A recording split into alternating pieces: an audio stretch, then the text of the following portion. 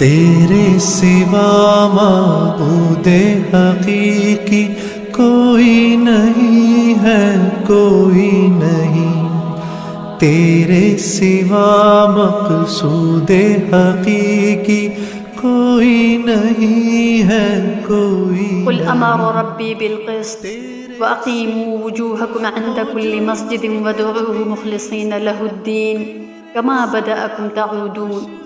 اے رسول محترم صلی اللہ علیہ وسلم، آپ فرما دیجئے کہ میرے پروردگار نے انصاف کا حکم دیا ہے، اور یہ کہ تم ہر سجدے کے وقت اپنا رخ سیدھا رکھا کرو اور اللہ کو پکارو اسی کے لیے دین کو خالص کر کے۔ وما امروا الا لیعبدوا اللہ مخلصین لہ الدین حنفاء ویقیموا الصلاة ویؤتوا الزکاة وذلک دین القیم۔ انہیں یہی حکم دیا گیا تھا کہ وہ اللہ کی عبادت اس طرح کریں کہ دین کو اسی کے لیے خالص رکھیں، یکسو ہو کر۔ دین میں اخلاص کو بڑی اہمیت حاصل ہے۔ تمام عبادات کی قبولیت کی بنیاد اخلاص ہے۔ اخلاص کے ساتھ کیا گیا چھوٹے سے چھوٹا عمل بے پناہ برکات کا حامل ہوتا ہے، اور بظاہر بہت بڑا نظر آنے والا عمل جو اخلاص سے خالی ہو وہ بے قیمت ہوتا ہے۔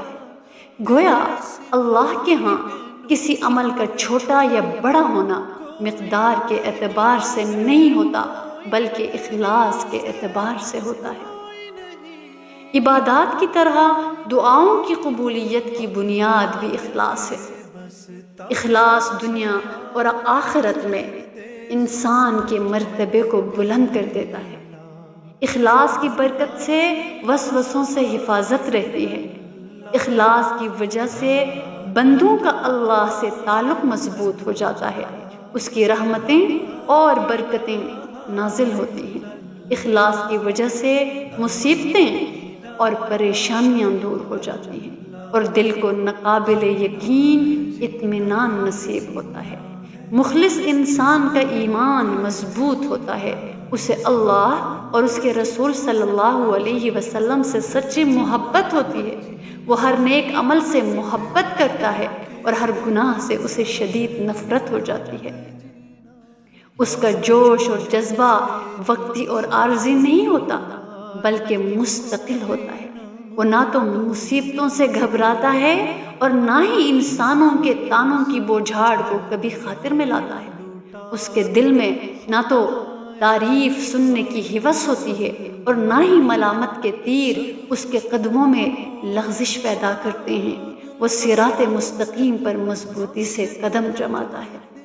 وہ مشرق میں ہو یا مغرب میں، غربت میں ہو یا امارت میں، اس کی کوششوں کا قبلہ صرف ایک ہوتا ہے۔ وہ جیتا ہے تو صرف اللہ کی رضا کے لیے، اور مرتا ہے تو اللہ کی رضا کے لیے۔ اخلاص بڑی مشکل سے حاصل ہوتا ہے، لیکن اگر حاصل ہو جائے تو اس سے بڑی دولت کوئی نہیں ہے۔ مشکل اس لیے کیونکہ دل کو جتنا بھی پاک کرنے اور رکھنے کی کوشش کی جائے، ہوس چھپ چھپ کر تصویریں بنا ہی لیتی ہے۔ دنیا میں سب سے مشکل چیز اخلاص ہے۔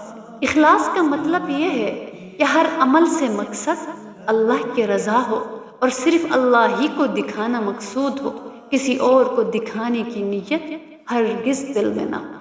حضرت ابو امامہ باہلی رضی اللہ تعالی عنہ سے روایت ہے کہ ایک آدمی نے رسول اللہ صلی اللہ علیہ وسلم سے سوال کیا کہ ایک شخص ثواب اور شہرت دونوں کے لیے جہاد میں حصہ لیتا ہے، کیا اسے کچھ حاصل ہوگا؟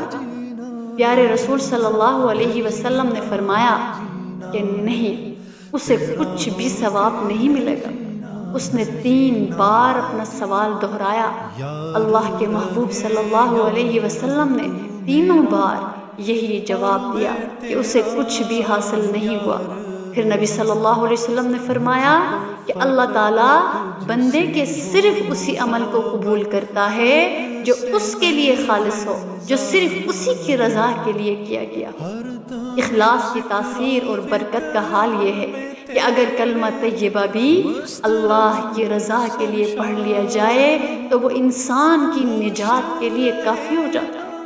حضرت ابو ہریرہ رضی اللہ تعالی عنہ سے روایت ہے، رسول اللہ صلی اللہ علیہ وسلم نے فرمایا، ما قال عبد لا الہ الا اللہ قط مخلصا الا فتحت له ابواب السماء حتى تفضي الى العرش ما اجتنب الكبائر او كما قال علیہ الصلاۃ والسلام، کہ اگر کوئی شخص اخلاص کے ساتھ لا الہ الا اللہ کہہ دے تو اس کے لیے آسمان کے دروازے کھول دیے جاتے ہیں، یہاں تک کہ یہ کلمہ عرش تک پہنچ جاتا ہے، بشرطیے کہ انسان کبیرہ گناہوں سے بچتا رہے۔ اللہ اکبر۔ جس کے دل میں ریاکاری اور شہرت کا جذبہ ہوتا ہے وہ لاکھوں خرچ کرتا ہے، بیسوں حج کرتا ہے، کئی بار جہاد میں جاتا ہے، لیکن اسے کچھ بھی حاصل نہیں ہوتا، جبکہ جس انسان کے دل میں اخلاص اور اللہ کی رضا کا سچا جذبہ ہوتا ہے اسے خرچ کیے بغیر صدقہ خیرات کا اور سفر کیے بغیر حج اور جہاد کا اجر و ثواب ملتا رہتا ہے۔ حضرت جابر بن عبداللہ رضی اللہ تعالی عنہ سے روایت ہے کہ ہم ایک غزوے میں نبی کریم صلی اللہ علیہ وسلم کے ساتھ تھے۔ اللہ کے محبوب صلی اللہ علیہ وسلم نے فرمایا کہ مدینہ میں کچھ لوگ ایسے ہیں جو ہر میدان اور ہر وادی کو طے کرتے ہوئے تمہارے ساتھ ہیں، انہیں بیماری نے جہاد میں شرکت سے روک دیا ہے۔ یہ وہ مخلص تھے جو دل سے جہاد میں شرکت کا ارادہ رکھتے تھے، مگر بیماری کی وجہ سے وہ اپنے ارادے کو عملی جامہ نہ پہنا سکے، اگرچہ وہ شرکت سے محروم رہ گئے، لیکن اللہ تعالیٰ نے انہیں ثواب سے محروم نہیں رکھا کیونکہ ان کی نیت خالص تھی اور ان کا عزم پختہ تھا۔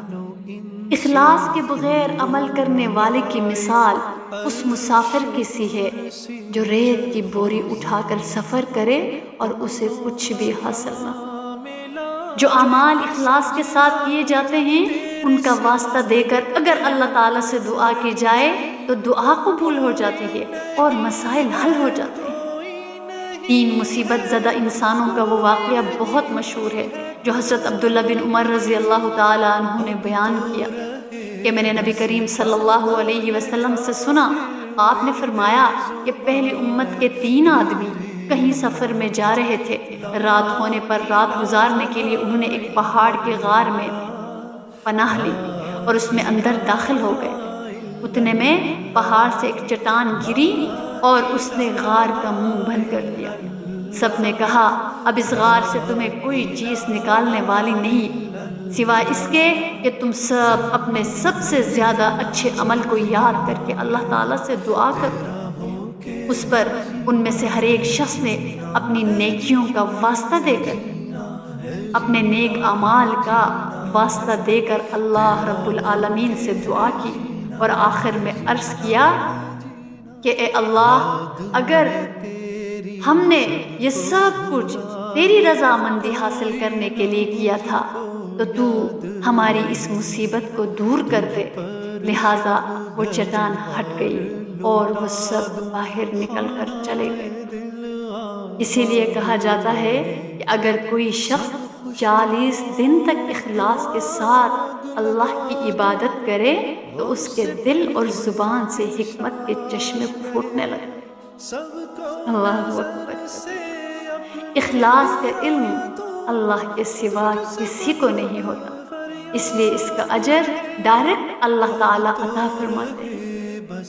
کتابوں میں لکھا ہے اخلاص اللہ اور بندے کے درمیان ایک راز ہوتا ہے جسے نہ فرشتہ جانتا ہے کہ اسے لکھ سکے اور نہ ہی شیطان جانتا ہے کہ اسے خراب کر سکے۔ رب العالمین سے دعا ہے کہ وہ ہمیں اخلاص کی دولت عطا فرمائے اور ہم سب کو بھی مخلصین کی صف میں جگہ نصیب فرمائیں، آمین یا رب العالمین۔ لا الہ